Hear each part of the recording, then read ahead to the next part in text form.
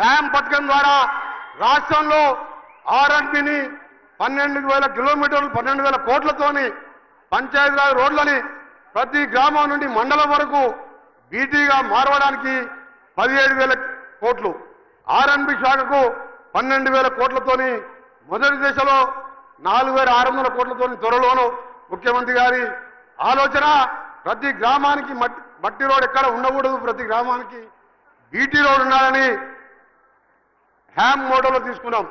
అందుకనే మీరు ఇవాళ ఇందిరమ్మ ఇల్లు చూస్తున్న 12 ఏళ్ల కింద ఒక్క ఇల్లు కట్టలే, ఒక్క రేషన్ కార్డు లేదు, కరెంటు ఉచితంగా ఇచ్చేది లేదు. తెలంగాణ వచ్చిన ఎవరి కోసం?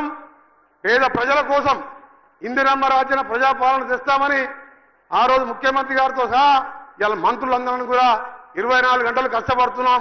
ముఖ్యమంత్రి గారి నాయకత్వంలో మీరు వచ్చే స్థానిక ఎన్నికల్లో కూడా 100% మనం కాంగ్రెస్ పార్టీ అభ్యర్థులను మీరందరూ కూడా ఏ విధంగా ఎమ్మెల్యేని గెలిపించిందో, ఎంపీని గెలిపించిందో, ఎప్పుడు ఎన్నికలు వచ్చినా గెలిపియాలి. మనం చేసే పథకాలు ఓట్ల కోసం కాదు. తెలంగాణ ఇచ్చిన సోనియా గాంధీ దేవతలాగా ఆంధ్రాలో మొత్తం పార్టీ పచ్చిపోయింది, ఒక్క వార్డు మెంబర్ లేడు. ఎందుకు ఇచ్చింది? 4 కోట్ల పేద ప్రజల కోసం. ఆ రోజు ఇందిరమ్మ గరీబా హటావా అంటే అదే సోనియమ్మ మన్మోహన్ సింగ్ ప్రధానమంత్రిగా ఉపాధి హామీ 100 రోజుల కూలీ పెట్టి ఇలా పేదవాడు 2 పూటలు అన్నం తింటున్నాడు.